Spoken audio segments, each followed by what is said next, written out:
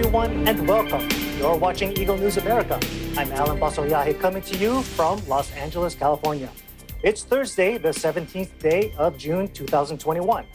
Tonight, we have updates from our correspondents here in the U.S. Daryl Joy Evangelista in Las Vegas, Nevada. Bills passed show overwhelming support for education during a recent Nevada legislative session. We've several stories from our California team tonight. Mercar Borja in North Hills. Los Angeles Unified School District offer low-cost housing for teachers and students. Ivan Sanchez III in Lancaster. Community colleges in California faced large decline in enrollment numbers in 2021. Mark Marenko in Bakersfield. Bakersfield Police Department reminds residents about senior safety during Elder Abuse Prevention and Awareness Month. For weather news, Marites Herrera in Granada Hills. National Weather Service Los Angeles issues an extreme heat warning. For environment, Annabelle de Mesa in Glendale. LA County reminds pet owners to pick up waste to furry friends. For EBC Travel, Rafaela Tigno in Panorama City. Disneyland's Fireworks Spectaculars return in July. For sports, our Los Angeles team will take us to E3's Day 3 and 4.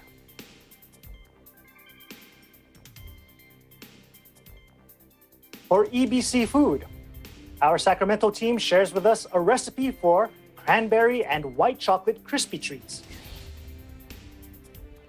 And for our roundtable, we'll discuss why every day should be Eat Your Vegetables Day. Our coverage begins now. The Kremlin is guarded about future dialogue with Washington a day after the first face-to-face meeting between Russian President Vladimir Putin and U.S. counterpart Joe Biden. The two leaders met in Geneva on Wednesday to ease soaring tensions between Moscow and Washington, with relations at their lowest since the end of the Cold War. Putin says Russia was ready to continue the talks, provided Washington was also willing to do so. In televised remarks, Putin says Russia is ready to continue the dialogue to the same extent as the American side is. The Russian leader says the meeting was quite friendly and that he and President Biden were able to understand each other on key issues. President Putin says the U.S. president was a professional and that you have to be very attentive when working with him so as not to miss something. President Putin says President Biden sometimes confuses things and that his press secretary, referring to White House Press Secretary Jen Psaki, is a young, educated, beautiful woman, but she herself constantly confuses things. He says it is not because she is poorly educated or has a bad memory. Just when people think that some things are secondary, they don't focus too much on them. Putin criticizes Americans as thinking nothing is more important than themselves.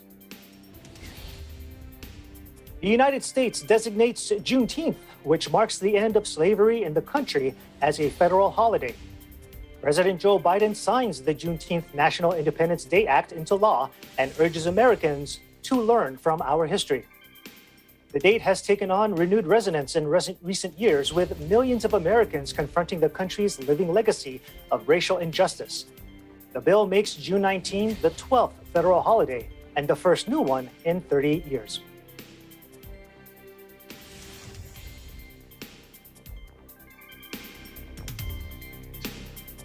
After all, it's simply not enough just to commemorate Juneteenth. After all, the emancipation of enslaved Black Americans didn't mark the end of America's work to deliver on the promise of equality.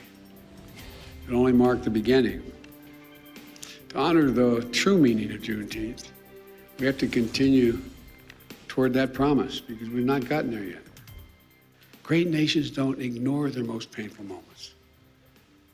They don't ignore those moments in the past. They embrace them. Great nations don't walk away. We come to terms with the mistakes we made. And in remembering those moments, we begin to heal and grow stronger. It's simply not enough just to commemorate. In other news, Japan's government approves lifting Tokyo's virus emergency just over a month before the Olympics, but sets new restrictions that could sharply limit fans at Games events. The state of emergency in place in Tokyo began in late April and largely limits restaurant opening hours and bans them from selling alcohol.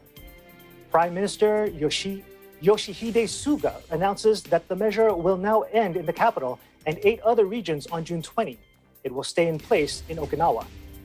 He says the number of infections nationwide has been declining since mid-May, and the situation in terms of hospital beds is steadily improving. Suga adds, in some regions, there are signs that the fall in the number of infections is slowing. In place of the emergency, the government will implement so-called quasi-emergency measures in Tokyo and 6 other areas until July 11. The measures will slightly relax the rules on alcohol, allowing sales until 7 p.m., but still asks restaurants to shut down at 8 p.m. Crucially, with just 5 weeks until the pandemic-postponed games open, strict limits will remain on the number of spectators allowed at large events. The current state of emergency allows only 5,000 people, or 50% of venue capacity, whichever is smaller. And on Wednesday, the government approved an upper limit of 10,000 spectators, but only for areas not under any restrictions. Those rules are likely to guide Olympic organizers when they decide in the coming days how many domestic fans, if any, will be allowed to attend. Overseas fans have already been banned from the games for the first time, and organizers say they would wait to rule on domestic spectators until the emergency was lifted. The issue is controversial. While cases in Japan have fallen from their 4th wave peak, some medical professionals fear that crowds of Olympic spectators could fan a new surge. National broadcaster NHK says a report expected soon from some of the government's top medical advisors will argue holding the games without fans would be safest. NHK says the experts will urge that additional rules be imposed if spectators are allowed. Here's today's COVID-19 numbers. According to the Coronavirus Resource Center of Johns Hopkins University and Medicine, as of 6 p.m. Eastern Time, Thursday, June 17, 2021, the number of cases of COVID-19 reported worldwide is now more than 177,197,000. Top 3 on the list of countries with recorded cases are the US at over 33.5 million, India at over 29.7 million, and Brazil at over 17.6 million. The virus has now already claimed more than 3,836,000 lives worldwide. Top 3 countries with the most number of COVID-19 related deaths are the US with more than 600,000, Brazil with more than 493,000, India with more than 381,000. Total vaccine doses administered worldwide is now at 2,484,015,547. In Nevada, bills recently passed show an overwhelming support for education during a recent legislative session. To tell us more, we have with us live Eagle News correspondent Daryl Joy Evangelista. Thank you, Alan. The Nevada Department of Education and the Clark County School District, or CCSD, celebrate passage of bills during the 81st legislative session, signaling a momentous shift for education in the Silver State that will support educator and student success. According to CCSD, public education saw the single largest increase of funding in education history in the state of Nevada of approximately $500 million allocated for education. CCSD Superintendent Dr. Jesus F. Jara thanks Nevada legislature for prioritizing school funding, school safety, school infrastructure, and student mental health throughout the session.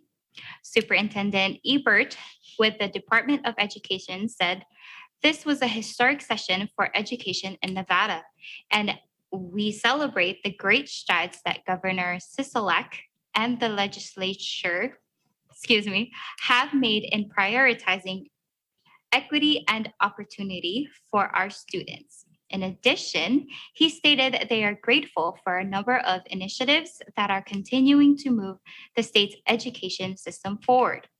Governor Sisolak signed several bills directly related to public education. Bills highlighted by Nevada Department of Education and CCSD include Senate Bill, or SB 439, enacts Nevada's new K-12 education funding formula, the Pupil-Centered Funding Plan, or PCFP. The PCFP is a brand new approach to funding K-12 education in Nevada that will replace the 54-year-old Nevada plan. The PFCP prioritizes equity in the way funds are allocated for Nevada students, ensuring all students are provided with a base level of resources with a great level of support available to students who need it. SB 450 extends the ability for school districts to focus on capital improvement and new school construction through 2035. For CCSD, this can result in potentially 13 new schools, 33 replacement schools, and countless other renovations.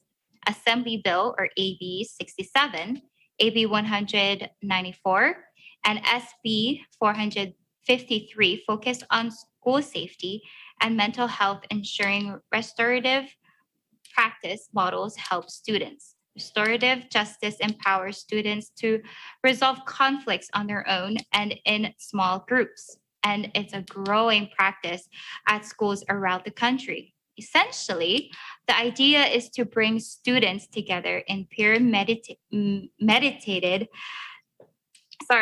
small groups to talk, ask questions, and air their grievances. Restorative practices have shown positive outcomes in decreasing the disproportionality of students of color being suspended or expelled, which means they are spending more time in classroom learning. SB 151, SB 352 finds ways to recruit, retain school counselors, school social workers, school psychologists, student success advocates, and mental health specialists. And in SB 249, support programs that emphasize suicide prevention and training for students and employees. SB 215 requires districts and charter school governing bodies to develop and present plans for distance education.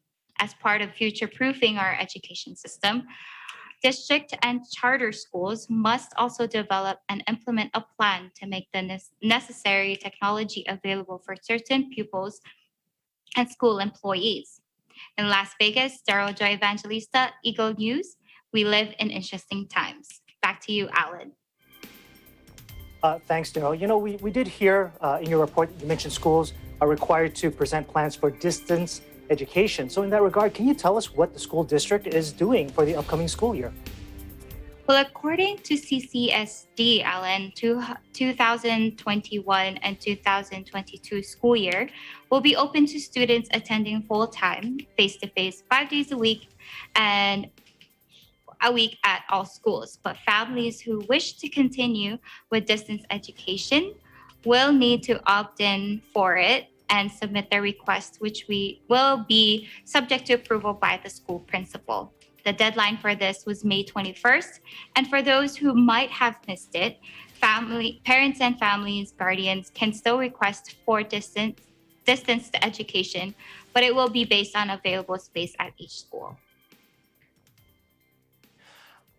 So, Daryl, because it's National Eat Your Vegetables Day, and because you were talking about education, we're going to take kind of a trip back in time to your elementary school days, right? School lunches. You don't have to say whether you like vegetables or not, but do you remember any vegetable that you would have on your school lunch plate or maybe in a school lunch bag? I remember carrots and peas, but that's about it.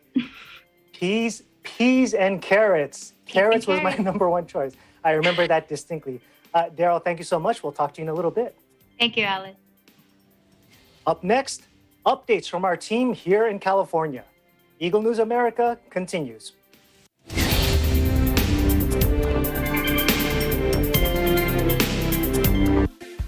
factual. We have to defeat the virus everywhere. Timely information. Balanced, not only in the country, but also abroad. I'm certain of one thing. Interviews that people need to know. Watch Agila Pilipinas! A one-hour newscast of reports coming from regional hubs in Luzon, Visayas, and Mindanao.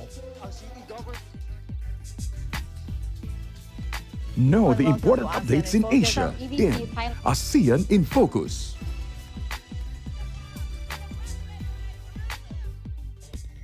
Track the latest stories in the provinces in Agila Probinsya. Tune into Mata ng Agila, the evening primetime news program of Net25.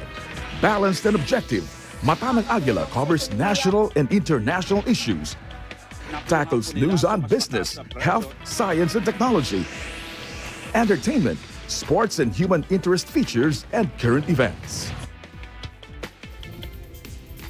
And Eagle News International delivers the latest global reports, impartial, accessible, and up-to-date. It brings to fore EBC's rich international scope and access to valuable information streams. Well, thank you to Disneyland, our help outdoor Catch these programs on Net25. You can also watch our news programs through eaglenews.ph and Eagle News Facebook page and YouTube channel.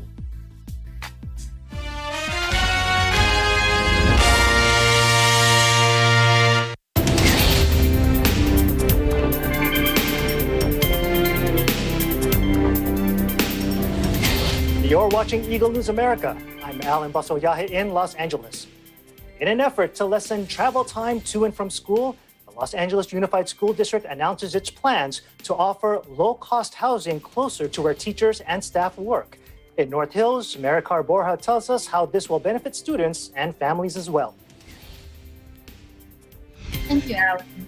Los Angeles or LAUSD initiates plans to offer low-cost housing to teachers and staff that they may reside in neighborhoods close to their workplace to better assist students and their families. LAUSD Superintendent Austin Butner states, creating affordable housing for teachers and school staff will allow them to live in the community alongside those they serve, fostering a stronger bond with students and their families.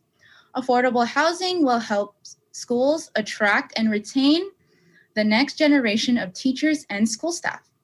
He further says, high housing costs and long commutes are keeping talented people from working in public education.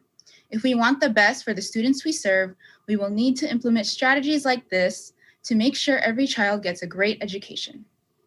LAUSD has already collaborated with developers in the past, which resulted in the construction of 3 housing buildings: Sage Park Apartments near Gardena High School, Selma Community Housing, and Norwood Learning Village. The latter 2 buildings were developed in Los Angeles on parking lots close to the elementary schools they were named after.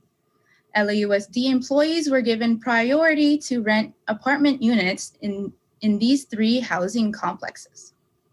LAUSD board member Tanya Aritz Franklin adds, I'm excited for the district to explore affordable housing options for our educators, staff, and families who are navigating Los Angeles County's housing crisis exacerbated by the pandemic. This effort will take important initial steps toward giving our educators and staff the flexibility to live and work in the communities they serve, while also meeting the needs of our students and families. In North Hills, California, Maricar Borja, Eagle News, we live in interesting times. Back to you, Alan. Maricar, can you talk about the average apartment rent in Los Angeles? Is it increasing or decreasing, and how expensive is it to live here in LA? Actually, Alan, recent data surveys conducted by a variety of apartment guides and listings have actually shown that rents have decreased from last year, possibly due to the pandemic, with many Angelenos losing their jobs, as shown by the increase in unemployment. Despite this, apartment rents are still very high in Los Angeles. A survey by one apartment listing site showed that the average monthly rent for just a studio apartment which is not even one bedroom, is $1,942, and one bedroom apartment is $2,592. So this action plan of the school district to provide affordable housing for teachers and staff is a great benefit and incentive to retain our educators here. Alan?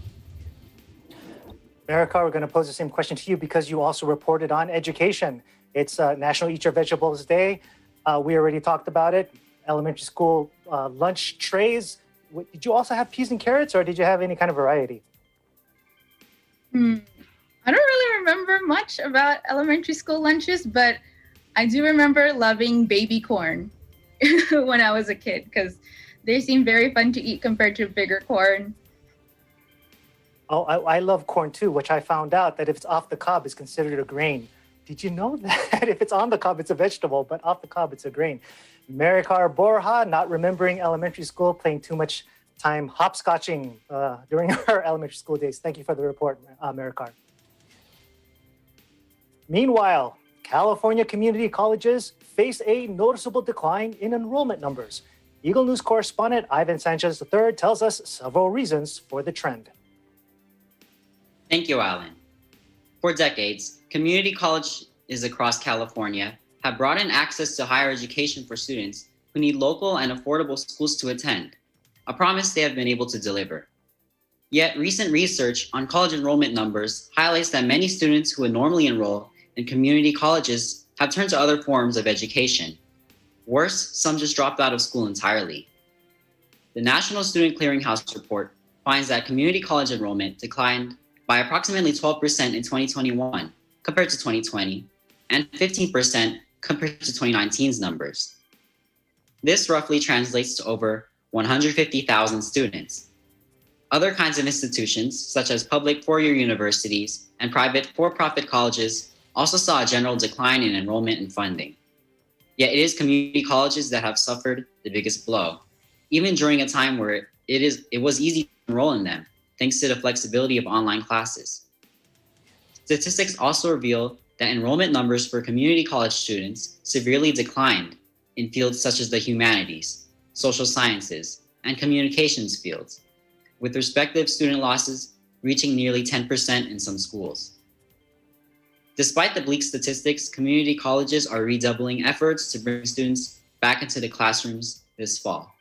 They have noted that a majority of their students are from low-income families, those who need to balance work with school and other responsibilities. Many administrators have announced intentions to raise budgets across the state for student advising and counseling, and hire more professors to make it easier for students to access classes they want. In addition, these institutions are making more efforts to highlight affordability and accessibility of community colleges, as California boasts the lowest tuition and fees in the country, along with the generous Cal Grant program. Community colleges are undeniably struggling, yet a clear roadmap of what areas need improvement has been brought to attention because of the pandemic. In Lancaster, California, this is Ivan Sanchez III, Eagle News. We live in interesting times. Back to you, Alan. Now, Ivan, from the numbers you researched, were you able to find any clear demographic trends of the students who had caused community college enrollment numbers to decline? Yes, Alan. I noticed that historically underrepresented groups, such as Hispanic, Latino, or Black African American students, left community colleges at higher rates, especially those who are male. However, a positive trend that could be seen is that older students, those around the age of 36 to 45, had somewhat increased in enrollment, most likely due to the flexibility of online classes during the pandemic to finish a degree or obtain a new one, and the financial aid these schools have to offer. Alan? Ivan, also from your report, it seems like community colleges are focusing not just on young students, but also older professionals. So, that's good news. And now you also mentioned that community colleges suffered badly compared to other institutions, like private for-profit institutions. Is there an explanation as to why other institutions seem more appealing to community colleges' core demographic, local lower-income students? Well, Alan, the trend I noticed in my research is that many potential community college students decided to leave their local institutions and choose to attend private for-profit colleges. These institutions generally don't have many admissions requirements, boast flexible schedules, and students have the ability to start and end any class whenever they feel like it. Unlike the traditional semester system community college students have to follow. However, these private colleges have a history of giving away expensive degrees that sometimes do not hold any value and take too long to attain, according to graduates from these places. Alan. Ivan, it's a National Eat Your Vegetables Day, and speaking of college, we don't know if part of the college experience is about the food. We're not sure about that. But for yourself, when you were still able to go on campus, were you more likely to get that grilled cheese or something crunchy and healthy for you? Unfortunately, Alan, I was more on the side of eating more junk food while I was in high school and while I'm in college, just because of the easy accessibility, the affordability of it as well, compared to the organic, healthy kinds of snacks you could have, the vegetables. I completely identify with you. Those junk food, that's like instant energy for all of your studying needs. Thank you, Ivan, for speaking with us. We'll talk to you in a little bit. Thank you, Alan. In Bakersfield, residents are reminded about keeping seniors safe in observance of Elder Abuse Prevention and Awareness Month. Mark Marenko joins us tonight with the details. Thank you, Alan. With this month of June being Elder Abuse Prevention and Awareness Month, the Bakersfield Police Department here in Kern County reminds all residents of the types of elder abuse and where to get help for senior safety and crime prevention in the community. The Kern County District Attorney tweets, "It is estimated that 10% of older adults are victims of some type of abuse, but only a small percentage are being reported." And the Bakersfield Police Department posts, "It is estimated that 1 in 10 older adults experience some form of abuse. Nationally, studies show about 86% of elder and dependent adult abuse is committed by a family member, caregivers, financial advisors, or someone else close to the victim. As the elderly are often helpless, they are preyed upon by criminals and becoming unknowing victims of various kinds of abuses by those close to them and strangers alike." The District Attorney's Office shares with the public the 6 types of elder abuse to look out for, which are physical, sexual, emotional, neglect, abandonment, and financial abuse.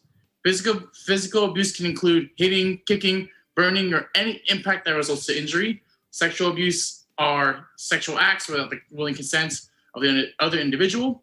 Emotional abuse is hurting one's emotional state or well-being, like scaring them or calling them names. Neglect is not providing the basic necessities of living, like medical care, food, and housing. Abandonment is the action of being left helpless and alone in isolation with no one caring for one's personal welfare. And financial abuse is the illegal exploitation of their money, personal assets, and property.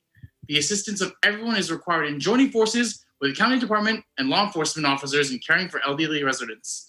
All elder abuse concerns and reports can be made by calling 911 in urgent situations. The Bakersfield Police Department at 661-327-7111 or the Kern Aging and Adulting Services at 661-868-1006. In Bakersfield, California, Mark Marenko, we live in interesting times. Back to you, Alan.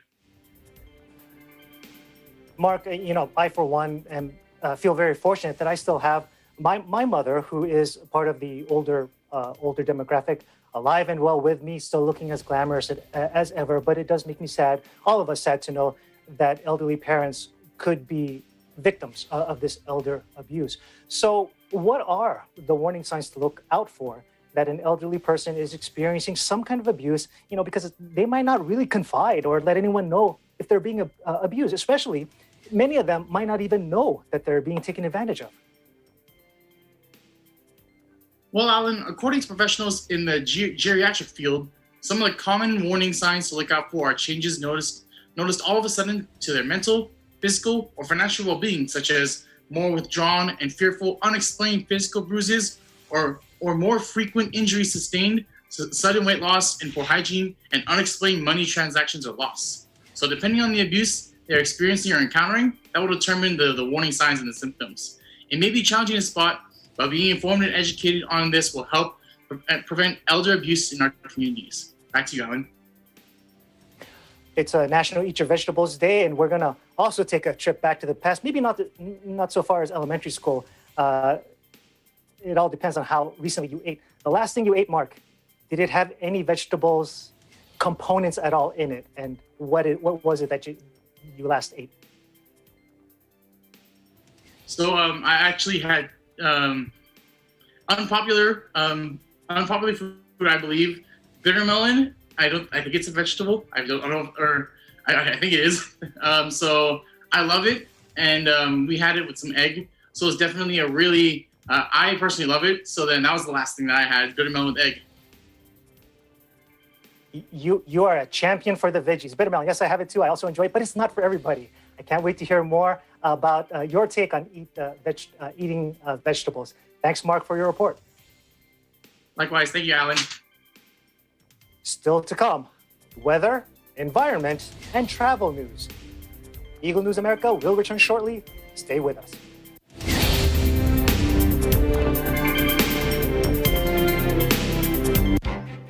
Events happen around us all the time, in our community, in our country, around the world.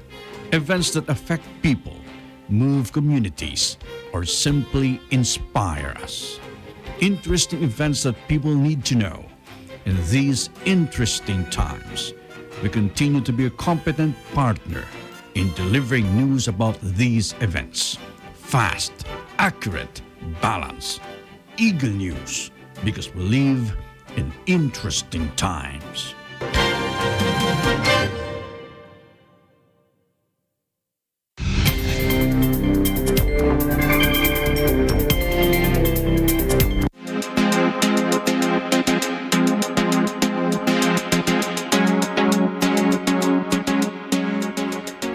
It is extremely hot in Los Angeles, and the National Weather Service does not want residents to take the situation lightly. Mayor Tesseraria is standing by with the details. Thank you, Alan. Los Angeles County residents are looking at a heat wave with excessive hot conditions until this Saturday. The National Weather Service Los Angeles issues this extreme heat warning and tweets. The story this week is heat, and more heat. The California Independent System Operator has placed a statewide flex alert for today, June 17th, from 5 p.m. to 10 p.m., as these high temperatures can place exceeding stress on power grids, causing outages and blackouts. With this flex alert, all Los Angeles consumers need to do their part on conserving energy by decreasing electricity usage. During this time span, Angelenos should avoid using any major appliances like washers and dryers, set thermostats to at least 78 degrees or higher, turn off any lights not needed, unplug anything not being used, and when possible, use cooling fans. Everyone in the county and city are advised to work together to stay safe and beat the dangerous LA heat. Keep hydrated, drink plenty of water, and remain indoors during the midday hours as much as possible. In addition, keep clothing light and light-colored to avoid attracting additional heat, and keep exercise hours in the early morning or later in the day when temperatures are a bit cooler. County officials urgently remind Angelenos to never leave pets or animals inside parked cars during these hot temperatures, most especially people and children. Temperatures in parked vehicles quickly rise to extreme hot levels in a matter of seconds, leading to heat stroke and death. Don't forget to also give lots of water to pets and ensure there is a shade for them. Elderly family members, friends, and neighbors should be frequently checked on during this time. Residents can go to free cooling centers located throughout Los Angeles County at city parks and libraries. Dial 311 or visit emergency.lacity.org/heat for the location nearest to you. In Granada Hills, California, Mary Tesseraria, Eagle News, we live in interesting times. Back to you, Alan.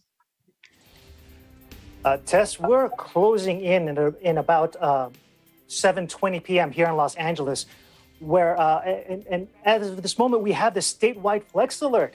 It's still in force. How are things holding up where you are over there in Granada Hills? And what are you and your family doing to keep safe, conserve energy, and just keep cool?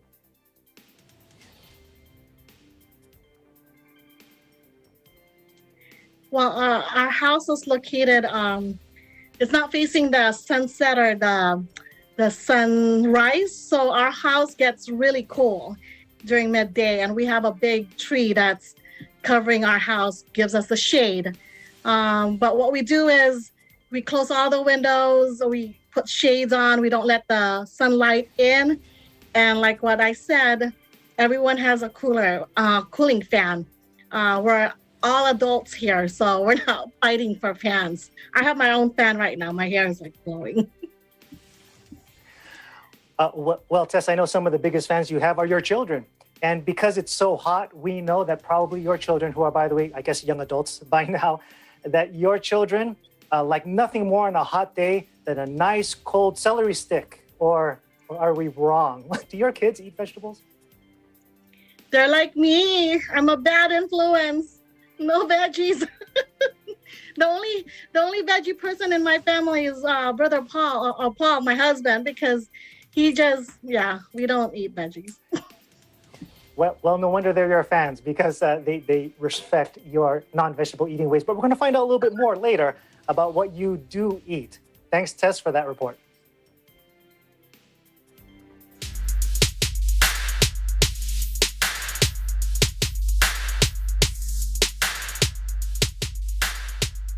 Please be a good neighbor and pick up after your pet. It's as simple as that, but a big contribution to the environment. Eagle News correspondent Annabelle de Mesa tells us why picking up after our furry friends helps keep our water supply safe. Thank you, Alan. Drought and drought-like conditions are typical for the state of California, where for quite some time, water has been scarce. Expectations that heat waves will plague Southern California will call Los Angeles residents to protect the state's limited water supply. Clean water reserves risk contamination when toxic runoff from stormwater deposits harmful pollutants into rivers, lakes, and oceans. Rainfall is a coveted resource, but it also unfortunately carries bacteria, chemicals, metals, trash, and debris to our waterways. What can Angelenos do to ensure everyone enjoys clean water? Well-known practices include recycling paper and plastic and properly disposing trash. But there's another important reminder Los Angeles County Public Works is addressing to pet owners. Unless you have a fish that walks on a leash, the animals pet owners are most likely cleaning up after are the ones with 4 legs, or 2 legs if you have a pet chicken to stroll the block with. Either way, pet waste contains bacteria that stormwater also picks up and ferries to our water supplies. Called a major pollutant, the sickness and health hazards contaminated drinking water can cause concerns residents. Fortunately, responsible pet owners not only take their animal friends on walks, but also scoop up what shouldn't be left behind. If you're a pet owner who wants to be an even bigger environmental hero, an online or in-person purchase of biodegradable bags are a way to go. For more information on how to keep our waters clean, visit waterforla.com. And remember, clean water is for good of both people and for our pets. In Glendale, California, Annabelle de Mesa, Eagle News. We live in interesting times. Back to you, Alan. It would be quite a sight to behold to see a chicken on a leash. Annabelle, it's hot out here. I mean, even right now where I'm at, we have the AC cranked up, hoping to finish today's broadcast before the power grid overloads and shuts everything down. But, the thought of no water to drink when the weather is just so oppressive, it's not pleasant to imagine. And so what I want to know is, how does Los Angeles get its water? Because I also know that the county relies on outside sources. Well, Alan, about 2/3 of the water LA County uses is from different places. One is from the Sierra Mountains in Northern California, and another is from the Colorado River. Getting water from multiple sources to your faucet requires an enormous, complex network of channels and pipes. But it also needs personnel working together to keep Los Angeles hydrated. Alan? National Eat Your Vegetables Day, Annabelle, when you're at a restaurant and they ask you, would you like soup or salad with that? What's your normal choice?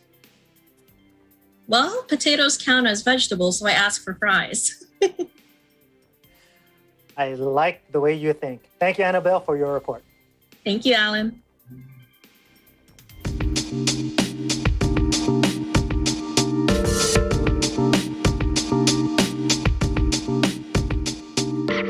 I know a lot of you will agree that the Disneyland experience is complete without the fireworks spectaculars, right? You know we're right. Now here's some good news. They're back. Eagle News correspondent Rafael Tigno tells us when that'll be and what to expect when it happens. Thank you, Alan. More great news for Disney fans. Disneyland's Fireworks Spectaculars returns this July, just in time for summer school break vacation. The breathtaking showcase of fireworks has been a long-time tradition of Disneyland that dates back to 1957. Walt Disney himself described these fireworks spectaculars as the perfect kiss goodnight to end an extraordinary day. Fireworks will begin on July 4 for the Anaheim Disneyland Park and will be held every night for the duration of the summer. Titled Mickey's Mix Magic, the fireworks display will again light up the night skies above the Main Street, USA. The Sleeping Beauty Castle and its A Small World attraction with colorful presentations, lasers, and polytechnics to impress the youngest and oldest guests in attendance. For those who opt to travel and bring the whole family to Walt Disney World Resort in Florida, the nightly fireworks show will begin there earlier on July 1st. And as reported at yesterday's broadcast, with the update of its safety protocols to align with the state's full reopening guidelines, Disneyland will no longer require physical distancing and on-site temperature checks, including no more face coverings indoors and outdoors for those fully vaccinated. But if you are planning to visit the theme park soon, please be reminded that a park reservation is still required in addition to the park admission ticket. In Panorama City, California, Rafaela May Tigno, Eagle News. We live in interesting times. Back to you, Alan. Rafaela, speaking of fireworks, what is your fondest fireworks memory?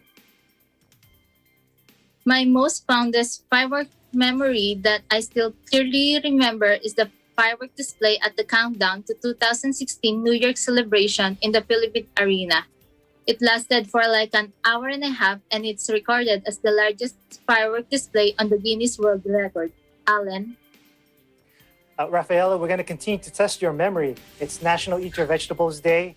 Can you please think, was there anything today that you ate that had vegetables in it? Yes, today I called pakbet. It has a variety of vegetables like squash, string beans, bitter melon, and everything more. Yeah. Well, we can tell that you like it. Maybe later on we're going to ask which vegetables you don't like. Thanks, Rafaela, for your report. Up next, EBC Sports, EBC Food, and today's roundtable about Eat Your Vegetables Day.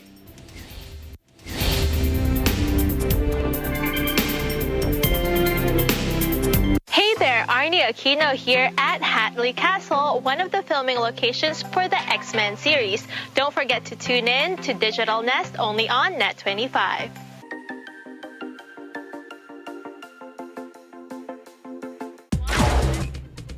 Ang trabaho naman talaga ng maritime group ng PNP is to enforce the maritime laws. Tayo lang yung stricto, pero in other parts of the country, pwede na naman ang tourism. Definitely, we are ready to respond to a possible spike.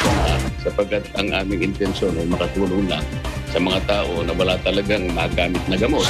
92 voted for this resolution, which will make it stronger, calling on the Justice Department to come up with more stringent ways to be able to avert these hate crimes against Asian Americans. Mas marami po tayong magagamit ngayon na mga tools or mga equipment.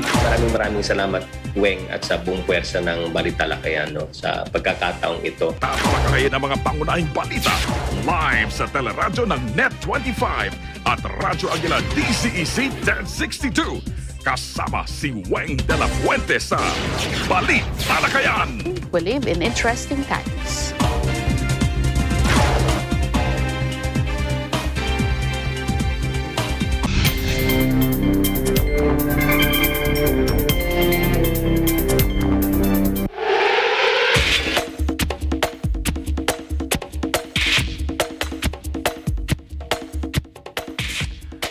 Our Los Angeles team took you to days 1 and 2 of the Electronic Entertainment Expo 2021. To complete the experience, here's highlights of days 3 and 4.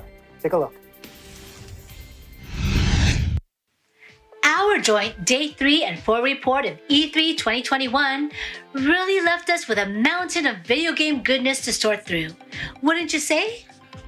That's right. And while big name companies are often the focal point, what emerging studios and developers had to offer at E3 were also worth taking a look at, right? Right. And so with respect to giants such as Nintendo, we've decided to skip any reviews of their games this time around, right? Right. Wait, what?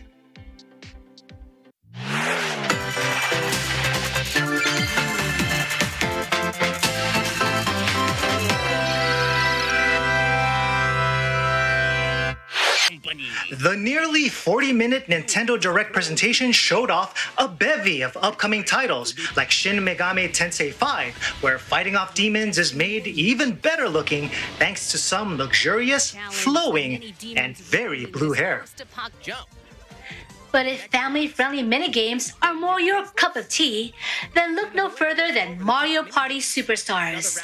Fans of Mario Party know that ensuing laughter and innocent cutthroat fun is a staple of this series. It's time to partay in Mario Party Superstars.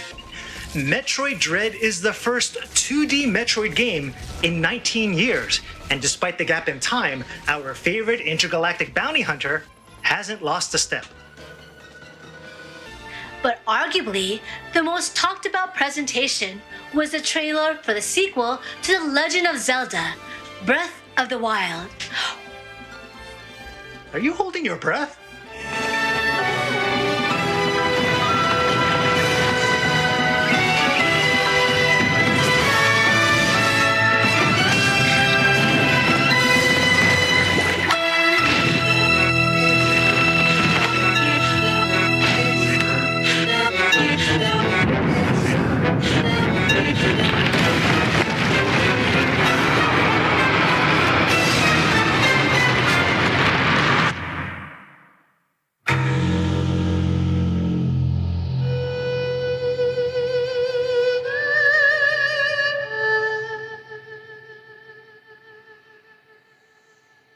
Capcom brought the inner sleuth out of viewers with their reveal of The Great Ace Attorney Chronicles. Taking place during Japan's Meiji period and England's Victorian era, The Great Ace Attorney Chronicles follows 10 cases that need solving. The game promises to introduce what Capcom calls over-the-top characters, one of which is a detective known by the locals as Herlock Sholmes. And finally, our pick for one of the zanier games at E3 is Moolander from developer The Sixth Hammer. This bovine adventure places you at the controls of a flying saucer and charges you with the task of ushering the return of the prized energy source known as milk. Warning for anyone with the the guts to play this game, beware the cows.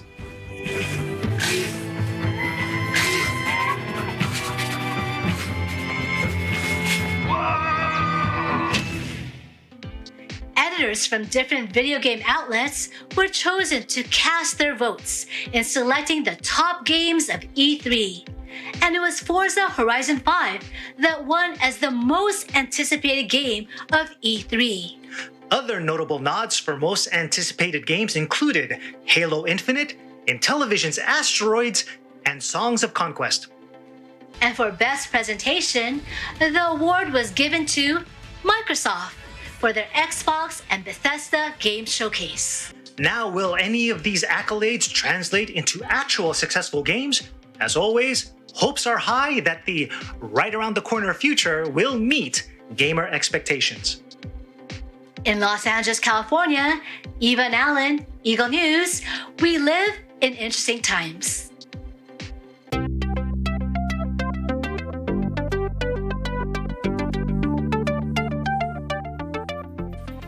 It's time for dessert. And as usual, Aika Era of our Sacramento team whips up this cranberry and white chocolate crispy treats. Sounds delish. Wait till you see it.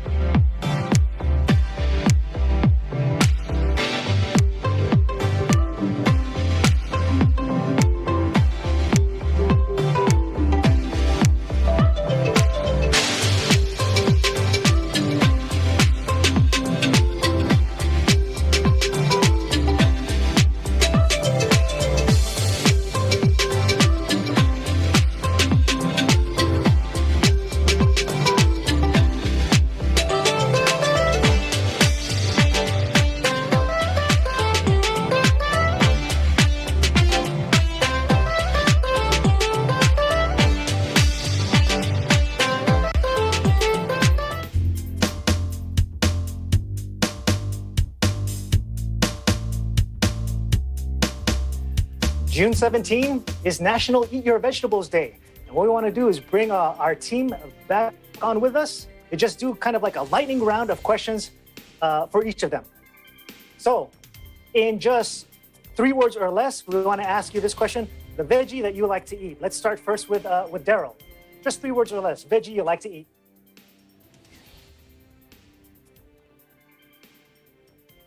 I think we need to unmute ourselves there, Daryl. All right, one more time. The veggie you like to eat. I like bitter melon, Alan. Bitter melon. There's someone already said that. Maricar, vegetable you like to eat. Possibly squash. Squash. I'm not going to squash that idea. Ivan, vegetable you like to eat. You eat salad. Oh, I've never... No, I think I've tried that. All right, let's move on to Mark. What's the vegetable you like to eat? I love bitter melon, Alan. Bitter melon. We got a couple of votes for bitter melon. And Ms. Anti-Vegetable, Tess, leading your family. If you had to eat a vegetable, what would you choose? If I had to, potatoes, I always say, make it mash, fries, and anything. Potatoes. This is turning into a whole different conversation. Annabelle, veggie that you like or love to eat. Anything dipped in or soaked in ranch. Soaked in ranch. Excellent. Okay, can't complain too much about that. Now let's go to Rafaela, veggie that you like or love to eat. I agree with Maricar, squash. Again, we can't squash that. All right, now we're going to move in reverse order. I'm going to start first with you, Rafaela. Vegetable that you would rather not eat. Ladyfinger. Okay. Me neither. I stay away from that kind of stuff. Annabelle, vegetable that you'd kind of turn your nose up to. Kale. No kale for me. You should try a smoothie. But anyways, I'll take you at your decision. Tess, should we even bother to ask? Okay, let's ask. If we would pretend that you ate vegetables, which is a veggie that falls bottom of your list? I tried okra, never again. It can get a bit goopy. I understand it can get a bit goopy. All right, Mark, what's the vegetable that you kind of dislike? Green onion. Green onion. So no onion for Mark, but specifically of the green variety. Let's go to Ivan. Veggie that you dislike. Green beans for sure. Green beans. Yes, I can understand that. Marikar, same question. Veggie you dislike. Brussels sprouts. No matter how you cook it, it still tastes weird to me. Okay, I'm going to interrupt you just for one sec. I agree, Brussels sprouts, but there is this one Brussels sprouts that's that I've been eating that's just phenomenal. I'll send you the recipe after the broadcast. All right, Daryl, veggie that you dislike. I think she dislikes the no volume vegetable. That's raw celery, Alan. Raw celery. All you need to do is take some notes from Annabelle and just use that celery and use it for a spoonful of Nutella. In this case, your spoon is celery. I remember, Annabelle, that was one of the desserts that you liked. All right, we're running out of time, but I'm just going to ask a few of you this question. How do you like your veggies? Steamed, stir-fry, juiced, raw? I'm going to start with you, Daryl. I like it in a variety of ways, Alan. I like it in pinakbet. I like it in pretty much anything. Filipino dishes making a strong showing here. Let's go to Annabelle. How do you like your veggies?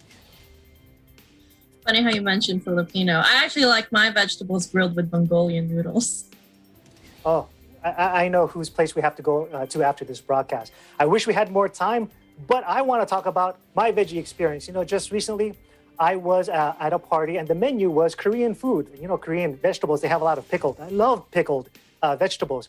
And the hostess, she saw me just downing this one vegetable and she explained to me what I was eating was pickled cucumber. To which I asked, if it's pickled cucumber, isn't it just a pickle? And she didn't talk to me for the rest of the evening. But as we all know, vegetables are good for all of us. They keep us nice and strong and healthy. You know who else keeps us healthy? Our frontline workers, first responders, and essential workers. And we want to recognize them with a much-deserved round of applause.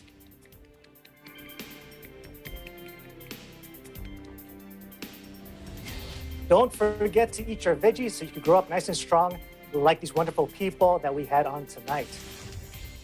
That is today's Eagle News America. Thank you for joining us. I'm Alan Basoyahe.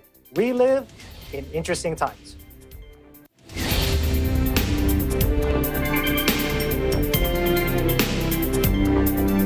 Start up your weekday mornings with edutainment, news, and information kasama ang inyong paboritong Net25 shows. Samahan ang inyong paboritong morning barkada sa Pambansang Almusal at 5 a.m. Tatalakayin mga pangunahing balita sa pagtutulungan ng Radyo Agila at Net25. Samahan si Weng de la Fuente sa Balitalakayan, 7 a.m. sa Ganang Mamamayan at 8 a.m. NHK World at 9 a.m. Eagle News International at 10 a.m. At mga balitang dapat niyong malaman mula sa Agila, Pilipinas at 11 a.m. This is your morning startup every weekday mornings only here on Net25.